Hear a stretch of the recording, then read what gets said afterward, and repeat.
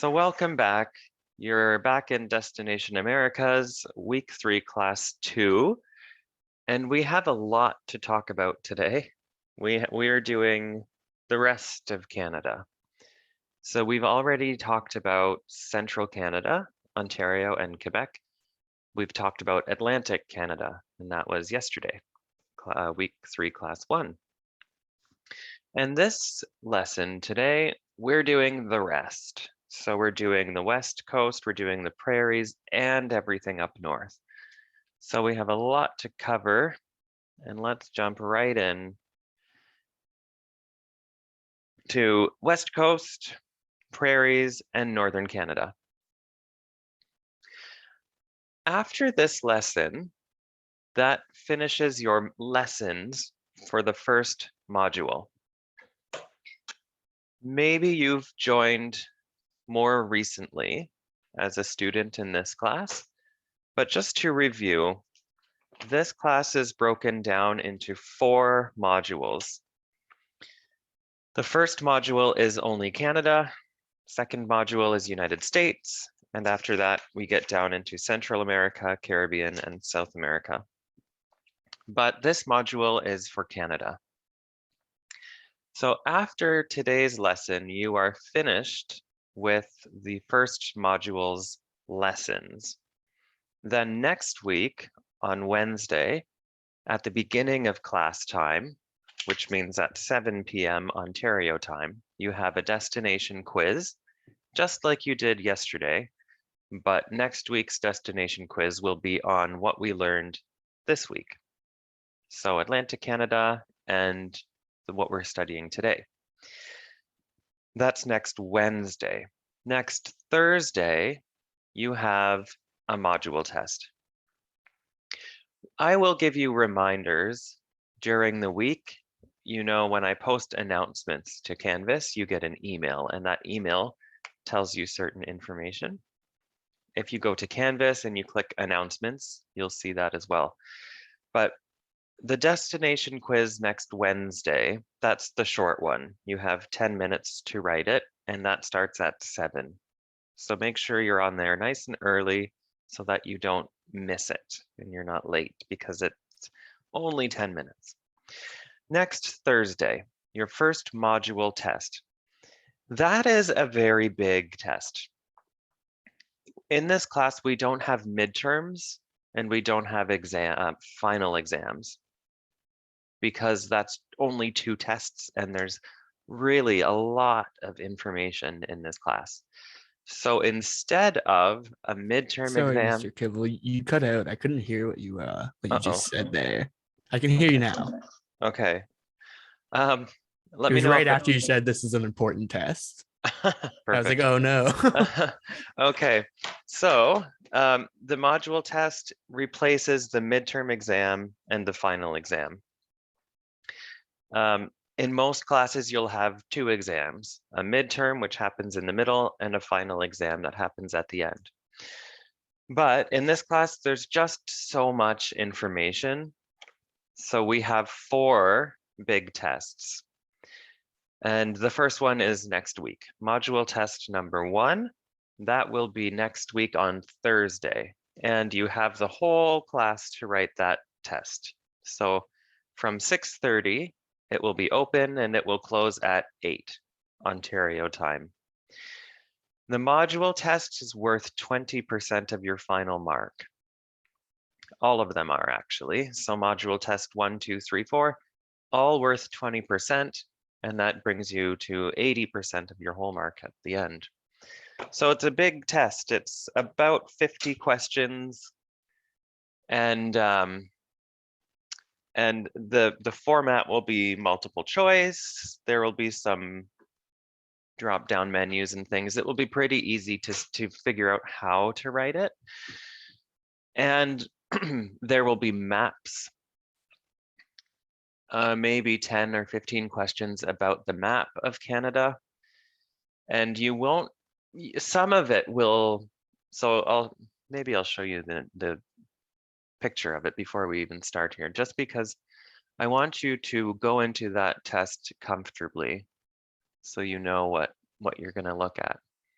Actually, I'll do it from this other screen, one moment. But this is what you will see on your module test next week in terms of the map. Let me just load it here.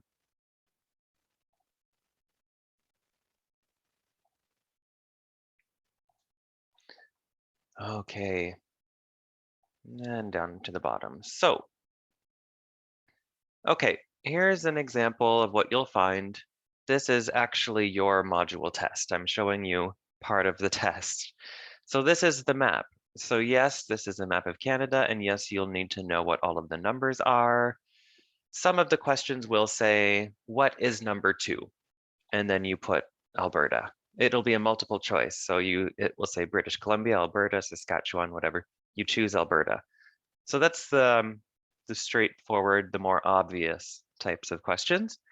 But you might also see a question that says, number 12 is Ontario's biggest province, true or false? And so you need to know what number 12 is and also whether it is, in fact, the largest province. Okay, the answer to that is false. The largest province is Quebec, which is number 13.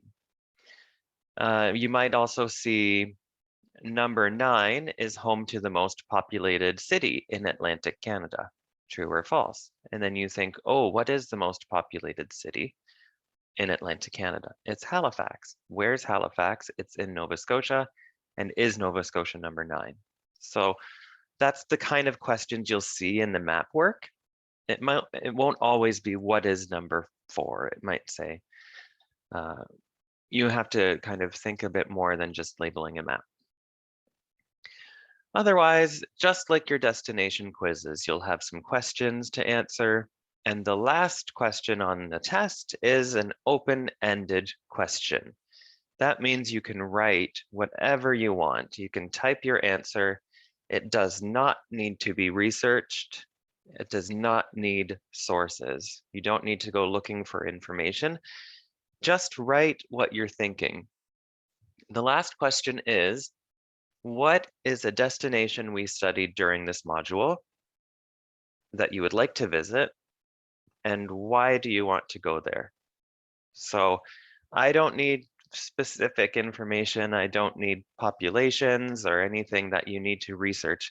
Just write your own sentences, and don't worry, you will not lose marks for spelling mistakes or grammar mistakes. I'd rather see your own words, your own sentences, than something that you've taken from the internet. So that's that about the module test. One more thing about it though, let's get this way. There we go. One more thing is that it will use Respondus Monitor. Now, at the beginning of this semester, I know I mentioned that we would not use webcams during our tests, but the faculty had a meeting. So all of your teachers had a meeting, and it was agreed that I would use Respondus. So if you don't have it already, download Respondus Monitor or Respondus Browser, it's called. Really, well, either way, you'll find it. There is a practice exam on Canvas. Let me show you that as well. And what Respondus does is it's a browser, like an internet browser, and it doesn't allow you to open any other programs. So this is what you see on your Canvas page. We're going to go down all the way to the bottom. You'll see right here, online proctoring with Respondus Lockdown Browser and Monitor. You'll click here, Respondus Practice Quiz. Make sure you do this. It's not worth marks, but it will allow you to download the Respondus Lockdown Browser. And you'll need this for more than one class. Not just my class, you'll need it for other classes as well. So make sure you do that before next Thursday. Absolutely before next Thursday. So maybe even tonight after class. And that way, when you use Lockdown Browser, you can write your module test and there will be no issues. So that's task number 2 if you're taking notes. Task number 1 is to study and write your destination quiz on Wednesday. Task number 2, write it down, is to download Respondus Monitor. Speaking of taking notes, if you have a printer, there's a way, if you open these PowerPoint files, you go to print and you can print these presentations, but you can put 9 slides on each page, or maybe 12 slides on each page, whatever you'd like, and print it out. And while we're going through class, if you take notes on that page, it will help you study, because lots of the time as we go through lessons, I'll say some piece of information, and then I'll say that's very important for you to remember for a test. Basically, I'm telling you what will be on your test. So put a star, highlight it. If you don't have a printer, maybe take a piece of paper, and as we go through the lesson, write down the title of the slide. If I say something like is important, for example, Respondus Monitor. So I would put on my page Respondus and then write a little note about why that's important. And when you study for your test, that will help you very much. So that's it for my reminders. I will open the chat there and the participants. If you have questions as we go through, please let me know, whether that's through your microphone or in the chat box. I can see the chat while we go through our lesson. So today, like I said, we're doing the rest of Canada. So first, we'll start with the West Coast, which is a geographic area that we split Canada into to study it. But it also happens to just be one province, British Columbia. Who here has been to British Columbia? There's a poll on the screen now. I've been once. Oh, that's nice. It's beautiful. It really is. And I only went for the first time February of 2020. Actually, it was my last trip before COVID. Now I've been on some other ones since then, but that was my last trip before COVID started. So we've got a yes, and the rest is no for BC. So that's pretty common. The farther away we get from what most of us call home, the less likely it is you've been most of the time. So yeah, here we are looking at beautiful British Columbia. And like I said earlier, we divide the country into different regions when we study it. We already looked at Central Canada. We already looked at Atlantic Canada. One of those sections is called the West Coast. But it's also just one province, British Columbia. So looking at British Columbia, the capital is Victoria, which is way down here in the bottom. You can see the yellow star. That tells us that it's a provincial capital. The biggest city is Vancouver, which is here. We will talk about Vancouver, of course, in more detail as we go on. British Columbia is the westernmost province in Canada. Maybe not territory, but province. It's the westernmost province. There's Vancouver being circled now. And then you have something different called Vancouver Island. It's not the same place. It's very confusing, I understand. But Vancouver Island is where my mouse is outlining now. It's that island you see, it has Victoria on it. But the city of Vancouver is not on Vancouver Island. So that can be confusing. And the capital of the province is Victoria.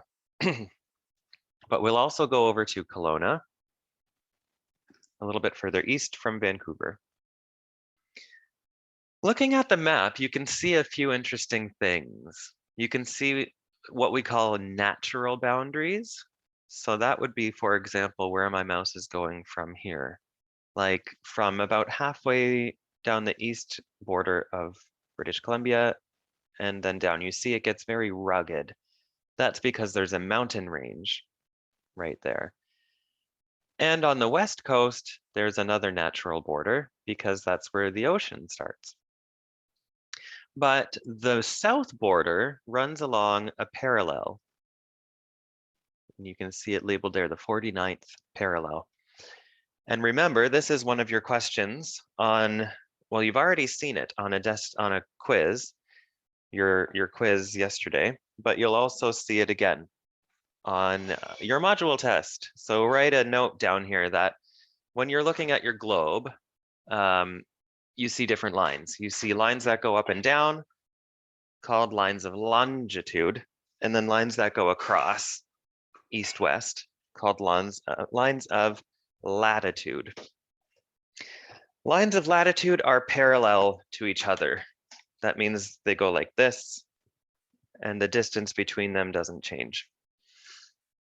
Lines of longitude are not parallel to each other. They bunch up at the top, and then they grow out, and then they bunch back together at the bottom of the globe. So you might see a question that says, which lines are parallel to each other on a globe? Lines of latitude or lines of longitude? So that's why sometimes when you see a line of latitude on a map, like in this case, we're looking at the 49th degree, they call it a parallel. So a line of latitude is the same as saying a parallel. So let's jump in and look at Vancouver. Beautiful Vancouver. It's the third largest metropolitan area in Canada after Toronto and Montreal. And it is one of the country's major gateways. And remember from yesterday and previous weeks, a gateway is a major airport. So what's the main city that you'd fly into to get to a country? Vancouver is one of Canada's major gateways, along with, so far we've looked at Toronto and Montreal. And I believe those are the only two we've seen already. So the other thing is that Vancouver, like lots of cities in Canada, is very diverse.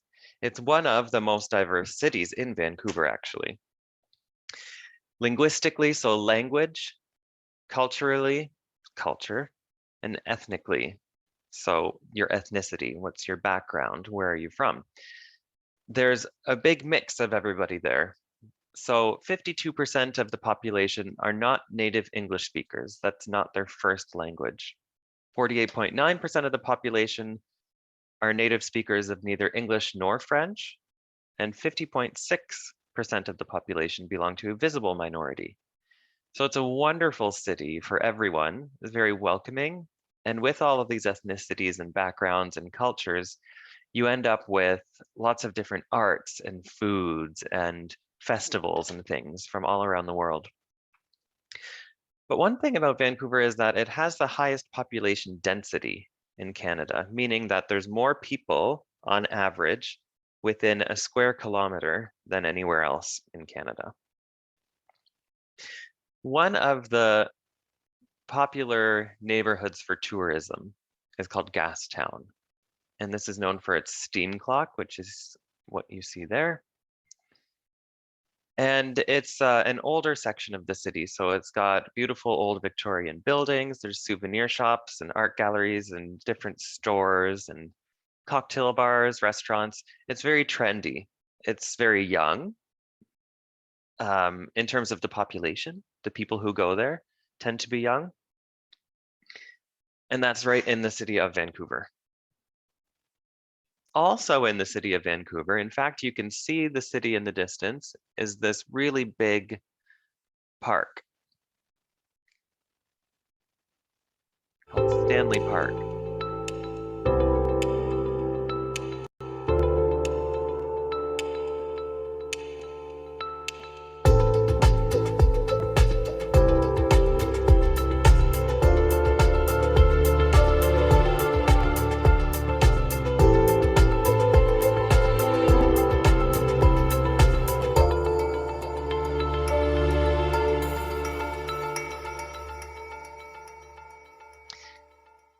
And as we were watching that, I just showed you some information on the screen. So it's Vancouver's first park, dates from 1888. It's located, if you look at a map, on the northwest of Vancouver. And about 8 million people go every year. Annually means every year. And it's actually larger in area than New York City's Central Park, which is pretty famous for being very big. Elsewhere in Vancouver, you have Chinatown, and this is one of the biggest and busiest in Canada. And this is where you'll see the influence of it being on the Pacific coast and having lots of traffic coming in from China, whether that's tourism or immigration. So there's lots of bakeries, specifically Chinese restaurants. You can find old apothecaries with medicine from China, Chinese groceries, really interesting architecture, and it's quite old. It was actually established in the 1890s, and it's not too far away from Gastown that we looked at earlier. If you're looking for quite nice views, you can take this cable car up to Grouse Mountain. And again, you can see the city in the background there. Grouse Mountain is part of the North Shore Mountains. The peak is 1,200 meters, and you can get there by this cable car that's called Skyride. And again, you've got beautiful views of Vancouver. And one of the games we play is, would Ian do that? And it's hard to say with this one because I don't like heights. I don't like being up high. Really makes me nervous. So I don't know. Maybe because it's enclosed and then you'd be on solid land, like you're on a mountain. Maybe I'd feel comfortable, but certainly not with the next slide. This is something I don't know. I would need encouragement. Maybe if I was there by myself, I wouldn't do it, but if I was there with friends, maybe. But this is the Capilano Suspension Bridge. It's not too far from Vancouver, the city of Vancouver, but it's a bridge here on the right-hand side picture. It's 140 meters long and it's 70 meters above the river. So of course that's a bit nerve-wracking. And to your left, you've got Cliff Walk. And that's on the same property as the Capilano Suspension Bridge. And I mean, would you do it? Some people are more comfortable with certain activities and others are not. But if you would, then congratulations. It's kind of a shame in a way to go to a destination and not do something just because you're scared. So I try to do most things, but I won't go bungee jumping. I won't go skydiving, anything like that. But like this, maybe I would try. I would try my best to just do it. So now let's go over to Vancouver Island. And once again, not where Vancouver, the city, is. So in the bottom picture and in the top picture, excuse me, actually you see Vancouver Island there and Vancouver Island here. And then there's a body of water, and then you see Vancouver, the city. So Vancouver, the city is not on Vancouver Island. But Victoria is on Vancouver Island, and that is the provincial capital. So the capital of British Columbia is Victoria, and it's on Vancouver Island. But Vancouver, the city, is not. You can get to Vancouver Island by plane or by ferry. And again, we mentioned a ferry yesterday when we looked at Atlantic Canada, traveling between Prince Edward Island and Nova Scotia. You can take a ferry. And a ferry is just a boat that's kind of like a shuttle, brings you back and forth, back and forth, back and forth. The bottom picture, you see the route of the ferries. There's one ferry route, there's another ferry route, and so on. Otherwise, if you'd like to fly, it's really close. Vancouver to Victoria is 30 minutes away by plane. And from a tourism perspective, if you were to look up these ferries, you would go to bcferries.com. Nice and easy. So now we're on Vancouver Island. Let's see what's there. So this beautiful property, it's much, much bigger than what is just shown here. It extends behind where the person's taking the picture and all around it. This is called Bouchard Gardens. And so let's use Victoria as like a home base, as a place that we know where it is. It's, you saw it on the southern end of Vancouver Island.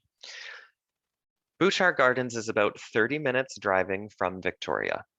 It's over 100 years old, and it was protected and designated a National Historic Site in 2004. And there's lots of different types of gardens.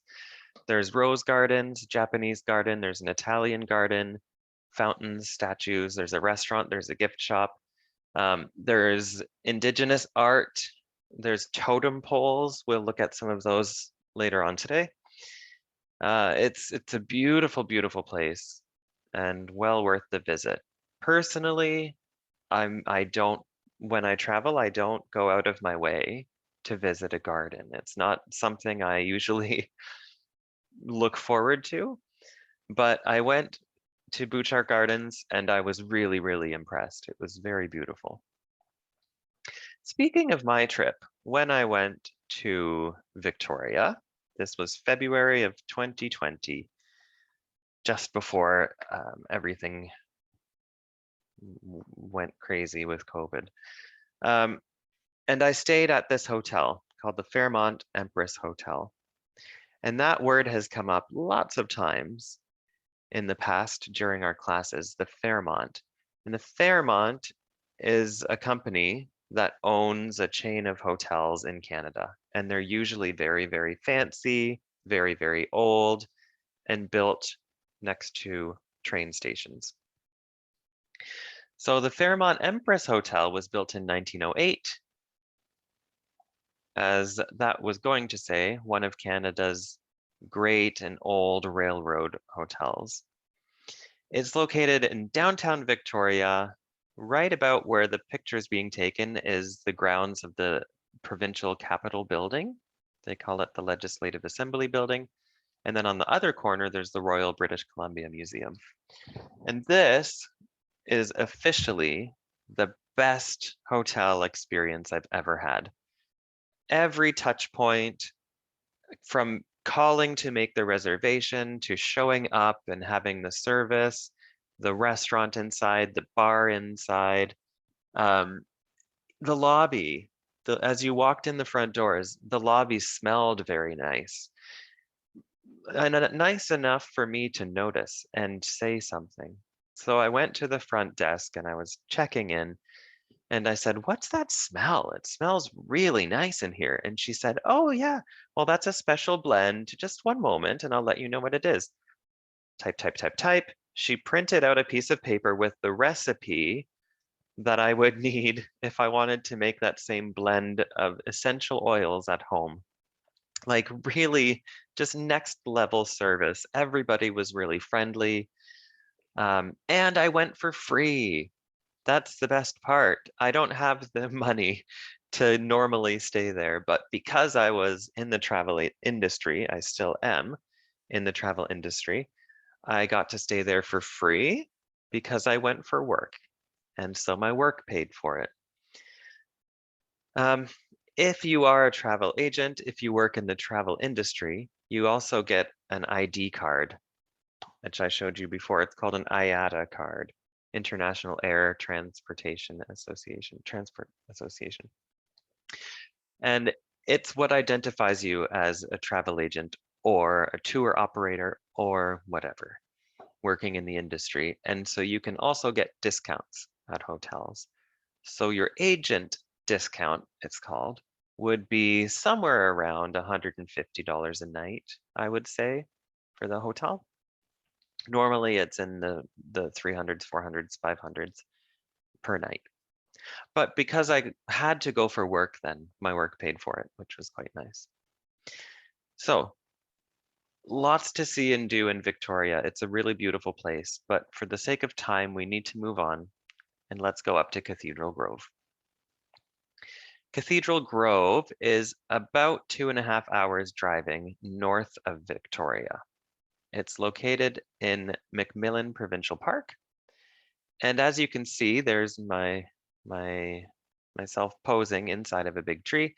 It's home to giant Douglas fir trees. These trees, some of them are over 800 years old. The tallest is 75 meters high, which is taller than the Leaning Tower of Pisa in Italy, and 1.5 times taller than the Arc de Triomphe in Paris, if you can imagine those in your mind. The picture I have there is not the biggest one, but it's one that you can walk inside of. So it's a tourist attraction. People want to go there and see that because it's not very common in the world to see trees that big or that old. So now we're going a little bit further. Oh, there's a map. Perfect. East in the province from Victoria and Vancouver. We're going over here to Okanagan Valley. And we're going to a town called Kelowna. And as you can see from the picture, it's a very picturesque area. It's very pretty, and it's known for wine. It is drivable. There is a road. You can drive from Vancouver to Kelowna. It takes about 5.5 hours, but it's just around an hour to fly. So as you can see, wineries, orchards, which is like a farm where you grow fruit, orchards, hiking, cycling, boating, other outdoor activities are famous there. And generally speaking, in British Columbia, that's where you'll find totem poles, which are Indigenous creations, monuments from the First Nations people of the Pacific Northwest, not just in Canada, but also in the United States. And they can represent a lot of different things. They can tell stories, they can represent ancestry, history, specific people or events. And the one, they're usually carved out of red cedar wood. The one that you see there is shown, the artist is David Mungo Knox, and he actually helped restore this totem pole, which is at a longhouse near the Royal BC Museum. So maybe put a star down next to these slides of totem poles, highlight it, make a little note that if you're looking to see totem poles, the province you're most likely to see them in is probably British Columbia, because that's where they were most commonly created. You do see them elsewhere. We have some here in Ontario, but it is kind of a trademark. It's very common out there because that's where the First Nations communities would make them. So pretty quickly looking at BC, because we still need to do the prairies and we still need to go up north. So moving right along, we will get into the prairies. And the prairies, this time we're looking at more than one province, Alberta, Saskatchewan, and Manitoba. And that is in order from west to east. If you have problems remembering the provinces as you go across from west to east, like you would read a book in English, you can remember in the chat, I'm putting it here, BASMO, B-A-S-M-O, BASMO, and that helps you remember the order of the provinces on a map. British Columbia, Alberta, Saskatchewan, Manitoba, Ontario. And then I put a Q there, BASMOC, if you will, because Quebec's next. But BASMOC sounds more difficult to remember, so BASMO, that's how I would remember it. So we're looking at Alberta, Saskatchewan, and Manitoba, and they make up the prairies. Our fourth geographic area of Canada to study.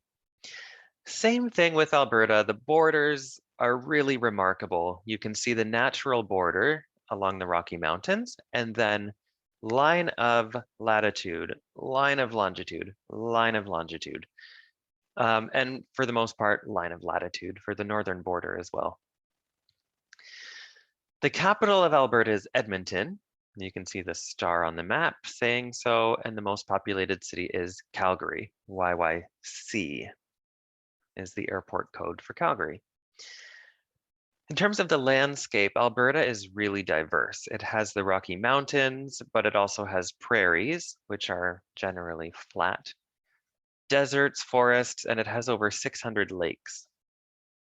So today we'll take a look at what's in Edmonton. We'll take a look at Calgary, of course, the two bigger cities out there in Alberta.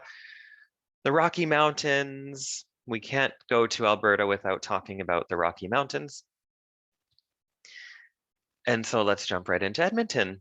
This is the capital city of Alberta, like I said, and you've got the picture there to show you what it looks like.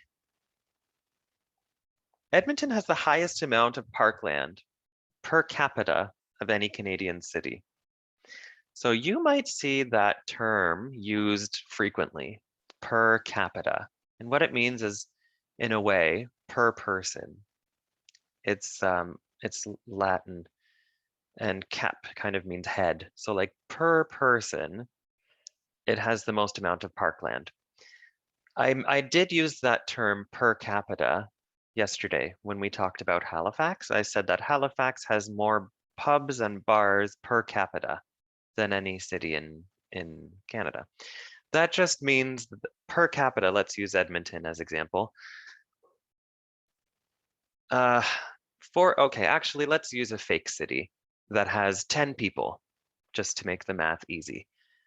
You have a city with 10 people, and that same city has 2 kilometers squared of parkland. So, in other words, 20% of that city is parkland based on the amount of people in a way. So per capita, per person you've got.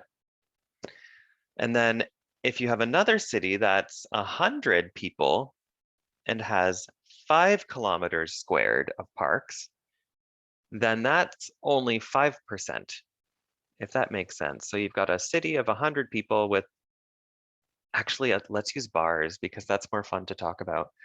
A city of 100 people with 5 bars and a city of 10 people with 2 bars. So you have percentage-wise a higher amount. That's what per capita means. So when it comes back down here to Edmonton, it is the highest amount of parkland per capita of any Canadian city. And the River Valley, which you can see part of right here, extends really, really far. It is the longest stretch of connected urban parkland in North America and is 22 times larger than Central Park in New York City. So of course it goes through Edmonton, but also extends quite far past. What is in Edmonton that we can talk about? Well, we don't talk about malls very often as tourist attractions. But Edmonton is an exception because the West Edmonton Mall is a tourist attraction. It is the largest shopping mall in North America, and it was the largest in the world until 2004. It has over 800 stores, and here are some of the records, past and present records from the Guinness Book of World Records. It was the world's largest mall. It's got the world's tallest indoor roller coaster, world's largest indoor lake, and so on, you can see. But here are some pictures from the mall. You've got roller coasters inside. You've got a big water park inside. There's bungee jumping. And then aside from that, it is a mall. So you have stores, 800 of them, more than 800 of them. So now moving on to Calgary, and Calgary is the gateway, they call it the gateway to the Rocky Mountains, and you can see why the Rocky Mountains are in the picture. This is the most populated city in Alberta, not the capital. So for Alberta, the most populated city is not the same as the capital city. It is one of Canada's major gateways. So now we've talked about 4 of them: Toronto, Montreal, Vancouver, and Calgary.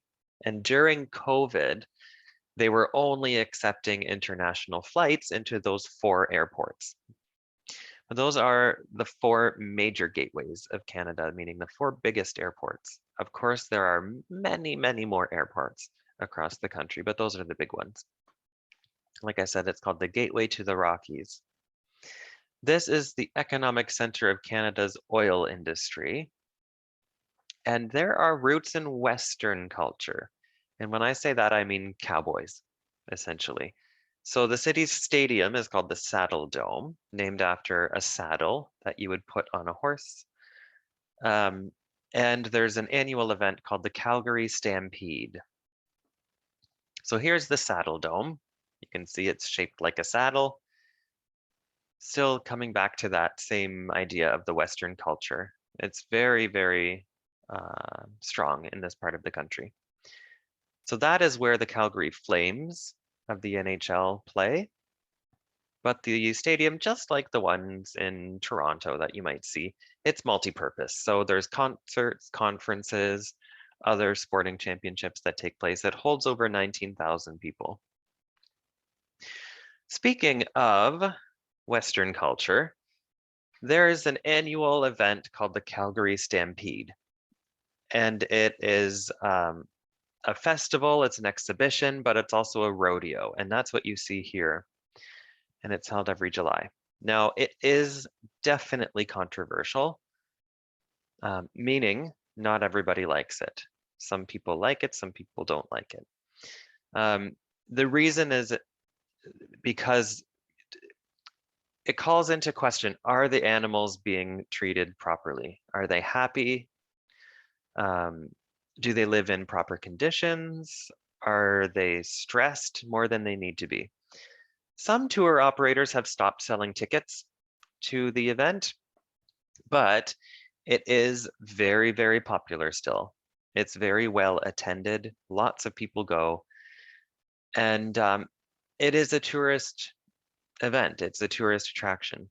And there's a few of those that we talk about throughout your destination courses, whether that's here or in Europe or elsewhere in the world. There are some tourist things that people do that are controversial. So whether I like it or not, whether you like it or not, it is something that in the tourist industry you should know about it at the very least. Back to things that are a bit more happy than watching animals at a rodeo. Drumheller, Alberta. This place is really interesting. It's about an hour and a half away from Calgary, and it is located in an area called the Badlands, which you can see a picture of in the bottom there. And the reason it's famous is because it's known as the dinosaur capital of the world. Back in the day of the dinosaurs, when the continents were more together than they are now, Alberta was much further south, and there were dinosaurs there, and they died. And then the continental shift happened, and now Alberta is where it is today.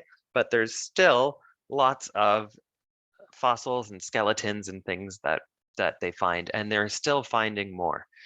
So this is where you can find the Tyrrell Museum, and where you would see all of these dinosaur fossils and evidence and things. It is a UNESCO World Heritage Site, and digs, like archaeological ones, are still underway. So they're still finding more stuff all the time. And in case you're curious, the land formations you see here in the picture are called hoodoos, little bits of rock that have been eroded from the wind and the rain and the snow.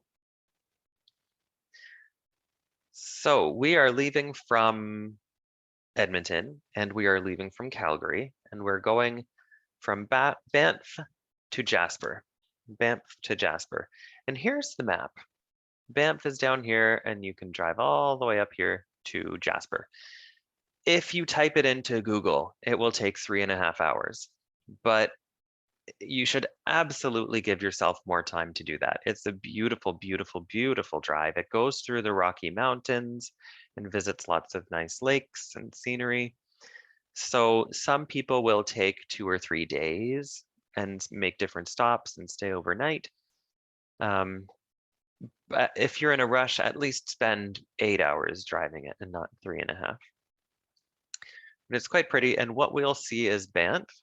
As we go through, we'll take a look at Moraine Lake, Lake Louise, the Athabasca Glacier, and finally we'll end up in Jasper. So first we'll go to Banff. Banff is a very charming resort town. It's known for skiing and snowboarding and the picturesque Banff Avenue, which is what you see here. Lots of shops and restaurants and souvenirs and touristy things to do here, with beautiful Rocky Mountains in the background. You can also see lots of wildlife over there, like elk and grizzly bears. And this town of Banff is actually located within Banff National Park. Nearby, still in Banff, you have this hotel, which you can probably guess by now is a Fairmont hotel. It's called the Fairmont Banff Springs. It is one of Canada's oldest Grand Railway hotels. It was opened in 1888. It is a designated National Historic Site. And just out of curiosity, maybe if you're wondering, it has 764 rooms, 15 floors, 12 restaurants. Now is a really good time to mention though. If you're, oh, that's nice to know. The head in the chat, the head chef at my work used to work at the Banff Fairmont. Wow. That's a very important job to have at a fancy hotel like that. This is a really good time to mention. Maybe write this down, maybe just remember it. If you see dates or numbers, you don't really need to remember it. I mean, dates especially. Like, I'm not going to ask you when this hotel was opened on a test. I'm not going to say, how many rooms does the Fairmont Banff Springs have? I'm not going to ask you that.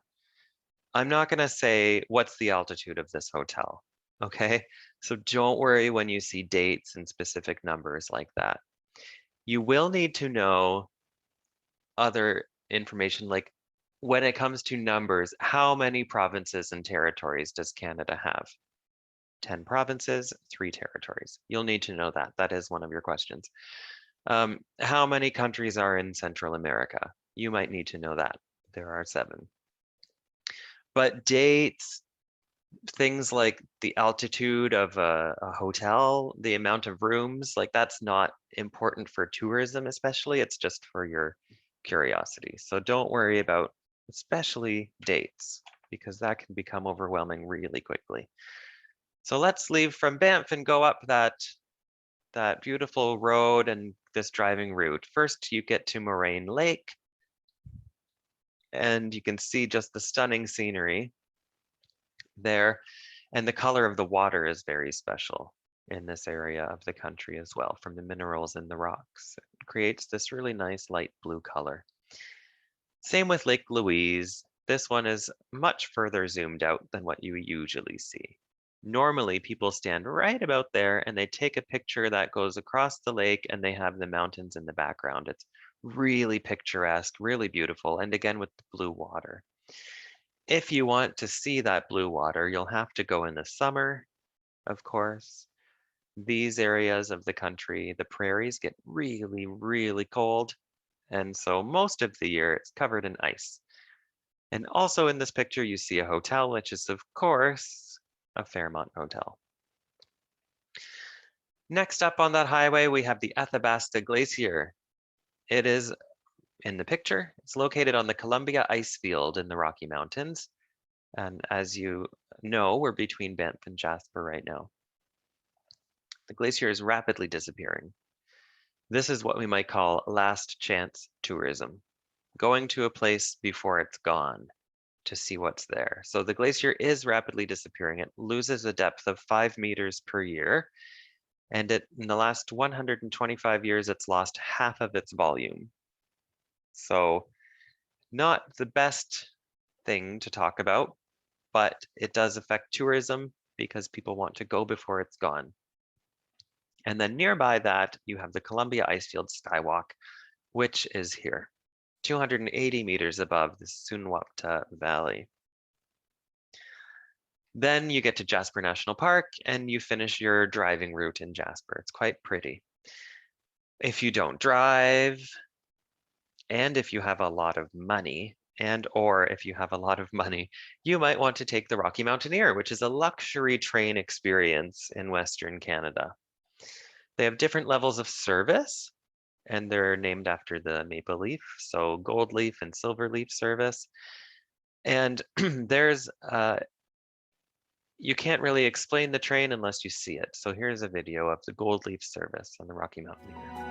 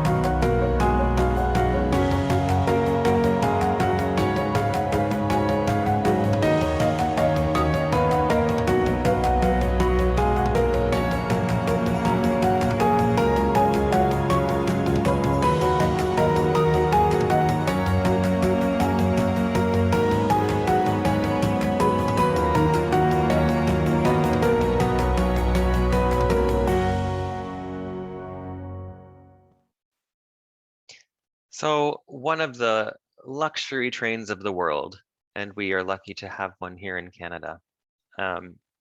Those are the routes that it takes.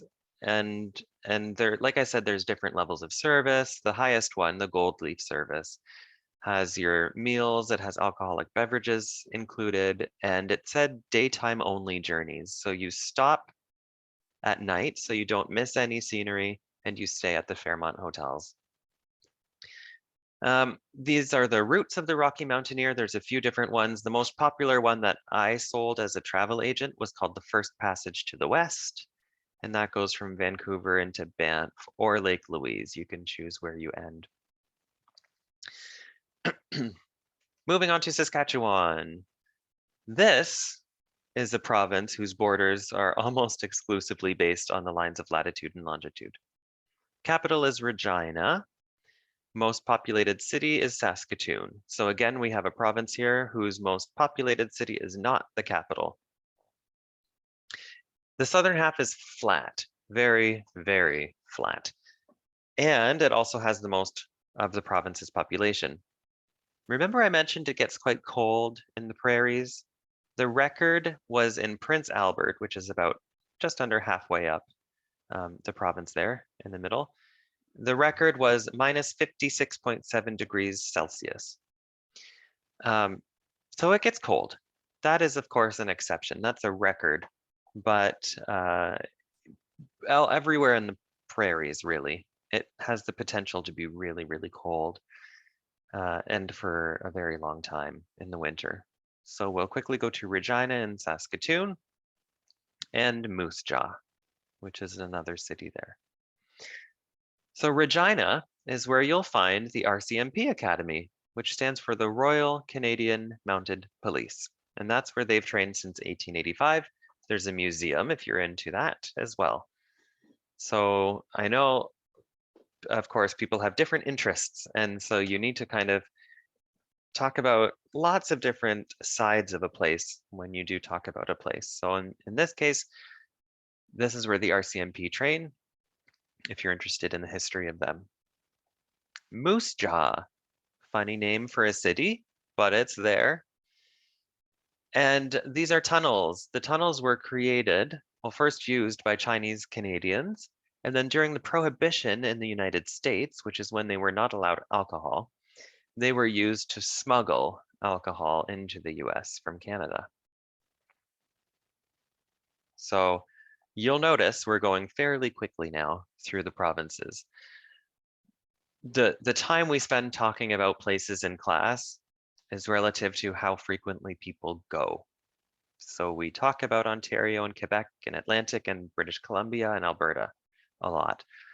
But Saskatchewan, Manitoba in the north, not a lot of time, just because not as many people go. And this is a tourism geography course. Manitoba here, you have the capital and most populated city. It's the same place, Winnipeg. The next most populated city is Brandon, and that only has 48,800 people compared to Winnipeg with over 700,000. Winnipeg is known for museums, especially one specific one. Art galleries, there's lots of parks. And after we go to Manitoba, I'll get rid of my picture so you can see where we're going way up north to Churchill. And that's where there are polar bears. We're going to go all the way up to Churchill, Manitoba. But first to Winnipeg. So there is a museum there. It's the first national museum to not be in the capital of Canada, to be outside of Ottawa, the Canadian Museum for Human Rights. And it's a fantastic museum. From what I've heard, I already told you I haven't been to Manitoba, but everyone who's been, even if you don't really like museums much, they say it's worth a visit. And otherwise, the Winnipeg Art Gallery has the world's largest collection of Inuit art. And in our first week, we talked about the different Indigenous communities in Canada. If you weren't there, make sure you go back and watch that lesson because there will be questions about that on your test next Thursday. The destination quiz is only about this week's material, so your quiz Wednesday. But Thursday, it's about all of Canada. And so you'll need to know what we talked about in the first few lessons as well as today, yesterday, and so on. So everything about Canada. But in our first lesson, or maybe our second lesson, we talked about the Indigenous communities in Canada. One of them is called the Inuit community. And they're the people who are native to the Arctic in Canada.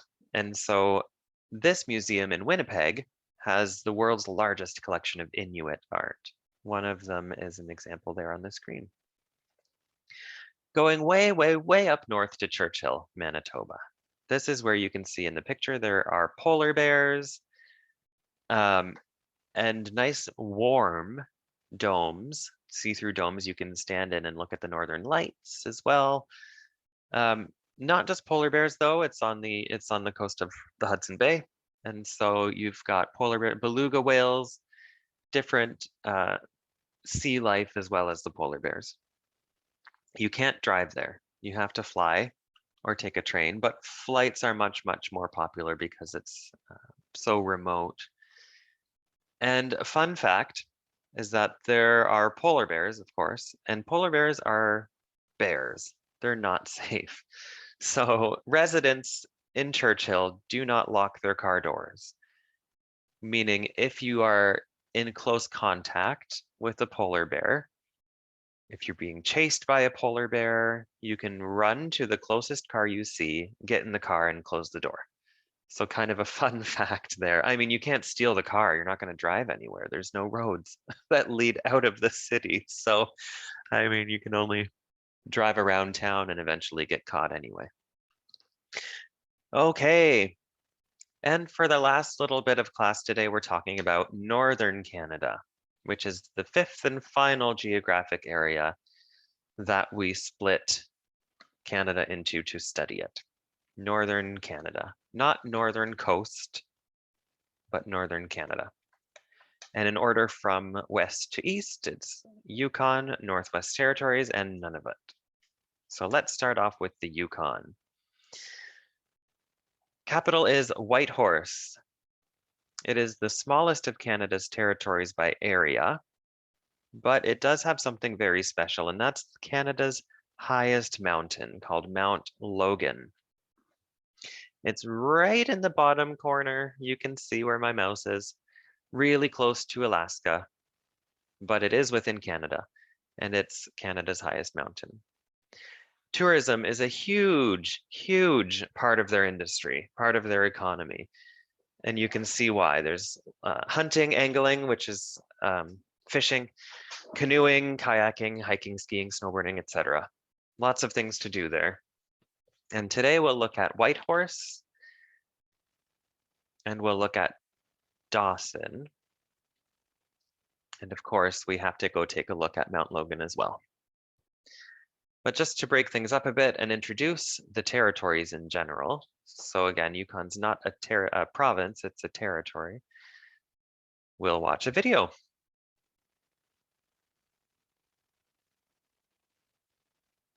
Known as the Bard of the North, Robert Service wrote fondly of the Northern Lights. And the skies of night were alive with light, with a throbbing, thrilling flame. Come to my Yukon, and I'll show you sights to make your heart glow. Let yourself get lost in the wonder, because wherever it takes you, we'll light the way.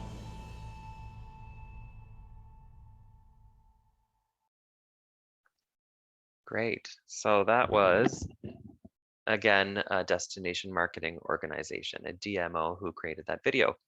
So just outside of Whitehorse, about 28 kilometers, you find what's in this picture, the Takimi Hot Springs. And that's a naturally heated spring. So that pool you see there is naturally heated. And it's hot. It's 47 degrees Celsius. And if you go into a hot tub, you know, you go to your friend's house and get into a hot tub or a hotel, usually those are around 37 or 38. So it's really, really hot, but people like that. And especially when it's cold outside. Now we can go over to Dawson City, which we saw on the map. And that was the home of the Klondike Gold Rush, which was in the late 1800s. And but still today, you can go to the rivers and go what they call panning for gold. You go searching for gold. And there are a couple different tour operators that tell you how to do that.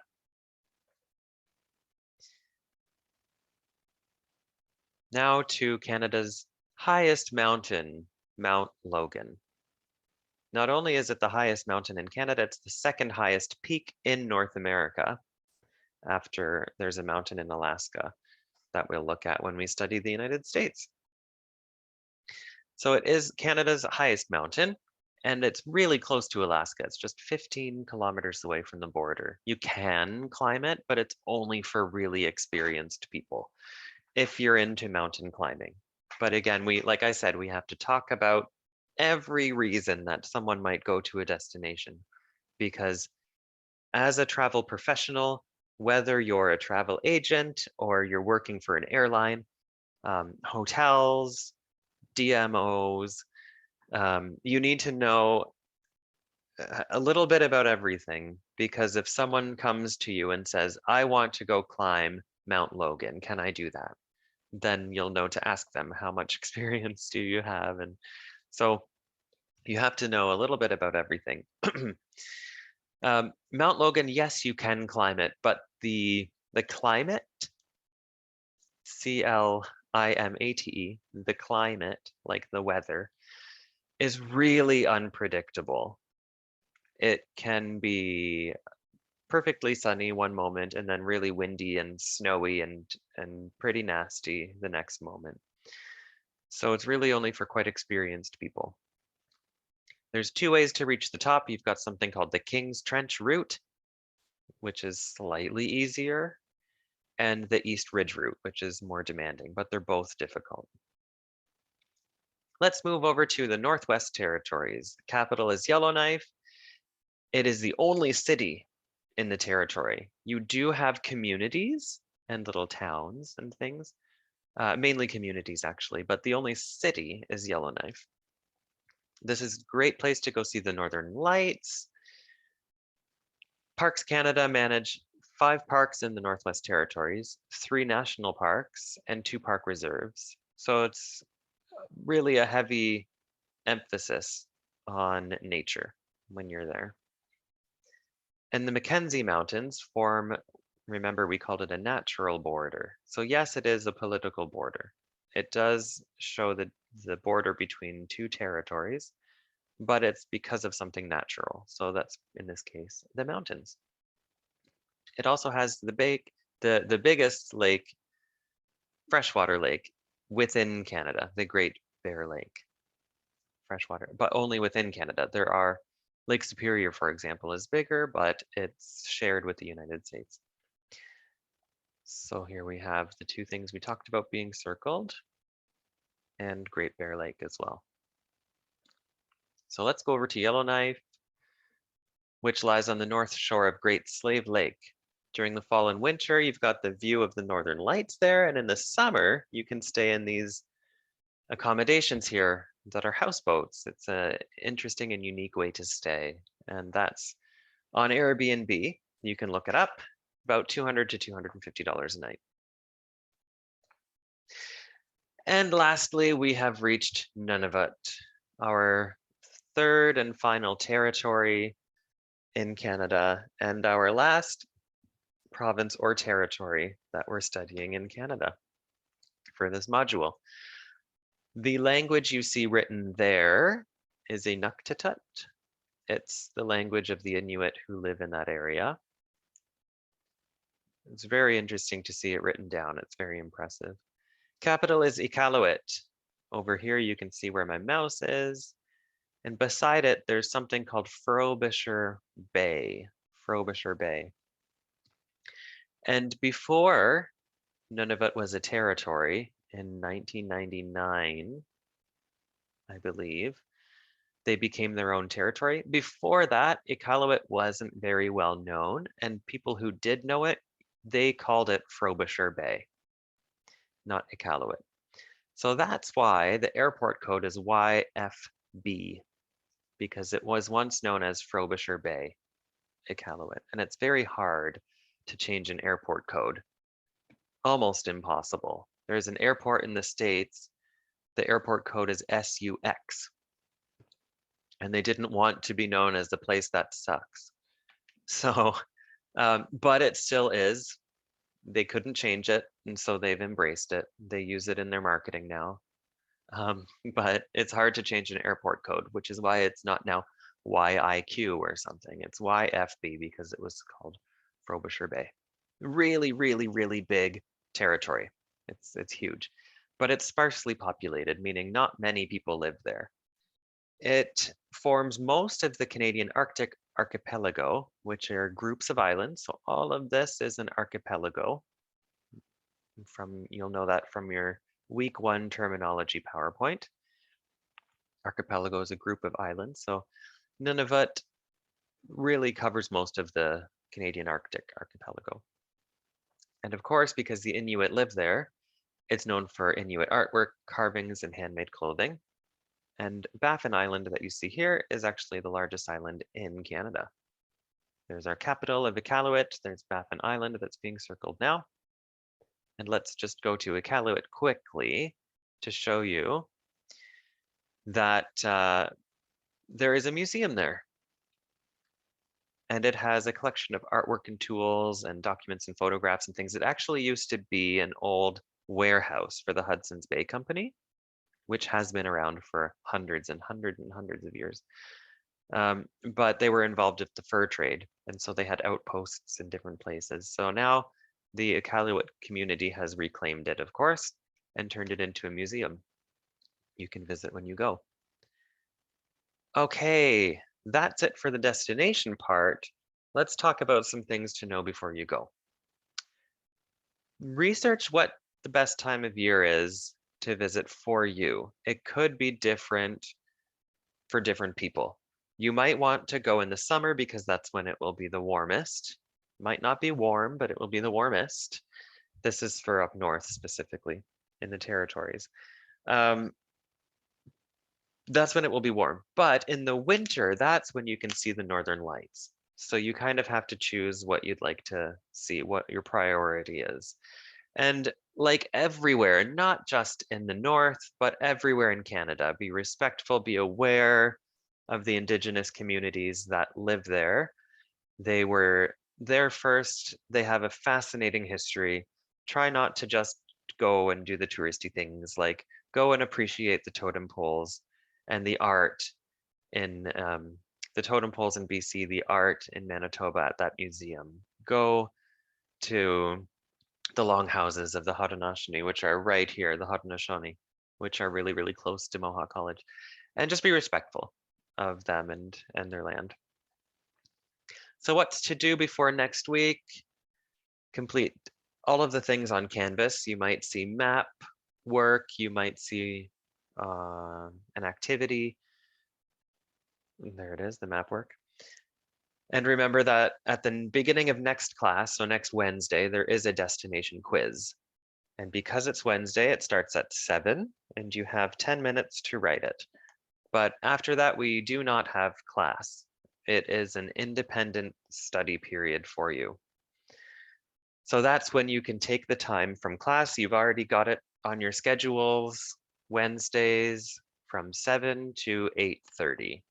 You already know that you're in this class, so take that time, review all of the PowerPoints, review the information we've talked about in class, and prepare to study for your module test, which would be the next day. So class number 2, that's going to be Thursday. So Wednesday, 10-minute destination quiz. Thursday, 90-minute module test. Remember to download Respondus Lockdown. So in other words, what I'm saying is we won't see each other on Zoom, I guess, for 2 weeks after tonight, because next week we don't have class during class 1. It's for your time to study. And then class 2 is your module test. So I'm going to just look at our schedule, our learning plan, module test number 1. So we'll see each other February 2nd, I think is the Wednesday, but that's the week, January 31st to February 4th. That's when we'll see each other next on Zoom. But I am not disappearing. I am still here to help you. I am not hiding under a rock for 2 weeks. If you have questions, if you're wondering, oh, what should I be studying? Whatever you might need, just email me. I will be there.